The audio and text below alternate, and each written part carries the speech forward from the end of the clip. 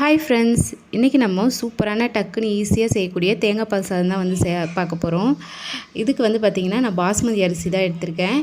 இந்த தேங்காய் பால் சாதத்துக்கு நீங்கள் இஞ்சி பூண்டு பேஸ்ட்டும் புதினாவும் போட தேவையில்லை. ரொம்ப ஈஸியாக எப்படி செய்யுதுன்னு பார்க்கலாம். நம்ம வந்து இப்போ தேங்காய் பால் சாதம் செய்ய போகிறோன்னா எல்லாத்தையும் கட் பண்ணி வைக்கிறதுக்கு முன்னாடி நம்ம வந்து அரிசியை வந்து ஊற வச்சுட்டு அதுக்கப்புறம் எல்லாத்தையும் கட் பண்ணி வச்சுக்கலாம். அதுக்குள்ளே அரிசி ஊறிடும், அப்போ நம்ம செஞ்சுக்கலாம். இந்த தேங்காய் பால் சாதத்துக்கு நான் வந்து தேங்காய் வந்து அரை மூடி எடுத்திருந்தேன். அது கூடவே வந்து பார்த்திங்கன்னா தனியாவும் 2 காஞ்ச மிளகாவும் போட்டு அரைச்சி தேங்காய் பால் எடுத்துக்க போகிறோம். இதுக்கு இதான் மெயின். இந்த தனியாவும் கொத்தமல்லி இதுவும் இந்த காஞ்ச மிளகாய் தான் மெயின். இதை அரைச்சி வடிகட்டி நம்ம வந்து தேங்காய் பால் இப்போ 1 டம்ளர் தேங்காய் பால் 1 டம்ளர் அரிசிக்கு 1.5 டம்ளர் தேங்காய் பால் ஊற்றுவோம். நான் வந்து 2 டம்ளர் தேங்காய் பாலும் 1 டம்ளர் வந்து தண்ணியும் வந்து சேர்த்துக்கிறேன். அப்போ தான் சூப்பராக இருக்கும். இதுக்கு வந்து பார்த்திங்கன்னா 2 தக்காளி, 2 வெங்காயம், 2 பச்சை மிளகாய். ரொம்ப டக்குன்னு ஈஸியாக செஞ்சிடலாங்க. ரொம்ப செலவும் கம்மி. இப்போ வந்து நான் குக்கரில் தான் செய்ய போகிறேன். அதில் வந்து கொஞ்சமாக எண்ணெய் விட்டு அதுக்கப்புறம் வந்து நெய் வந்து சேர்த்துக்கிறேன் 2 ஸ்பூனு. இதில் வந்து பார்த்திங்கன்னா பட்டை, கிராம்பு, ஏலக்காய், அதுக்கப்புறம் அன்னாச்சிப்பூ, பிரிஞ்சி இலை, இது வந்து கொஞ்சம் ஒரு 2 வந்து சேர்த்து இது கூடவே புளி நறுக்கி வச்ச வெங்காயத்தை வந்து நம்ம கட் பண்ணி சேர்த்து வதக்கலாம். கூடவே 2 பச்சை மிளகாவும் சேர்த்து நல்லா வதக்கலாம்.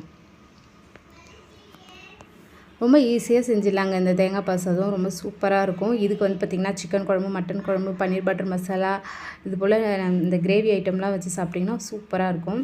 நறுக்கி வச்ச தக்காளி இது கூட சேர்த்து நல்லா வதக்கி விட்டுக்கலாம்.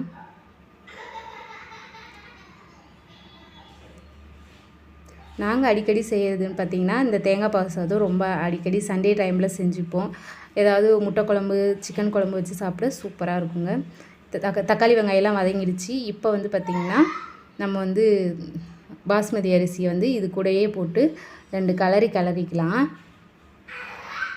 இது போல் வந்து கிளறி விட்டுட்டு நம்ம வந்து தேங்காய் பால் எடுத்து வச்சுருந்தோம் இல்லைங்களா, அந்த தேங்காய் பால் வந்து நான் வந்து 2 டம்ளர் தேங்காய் பால் விட்டுக்கிறேன். 1 டம்ளர் வந்து பார்த்திங்கன்னா தண்ணி வந்து சேர்த்துக்கிறேன். அப்போ தான் கொஞ்சம் திகட்டாத நல்லாயிருக்கும். இல்லைன்னா ஒரு மாதிரி திகட்டும், இனிச்சிக்கிட்டு அவ்வளோவா பிடிக்காது. அதனால் தேவையான அளவுக்கு நம்ம வந்து உப்பு வந்து சேர்த்துக்கலாம். இது கூட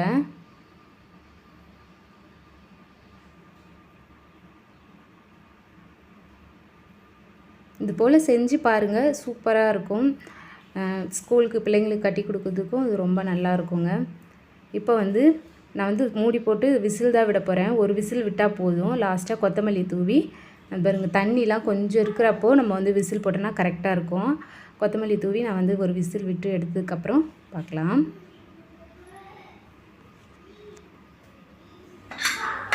பார்த்திங்கன்னா சூப்பராக வந்து தேங்காய் பால் சாதம் ரெடி ஆகிடுச்சிங்க. இது போல் ட்ரை பண்ணி பாருங்கள், சூப்பராக இருக்கும்.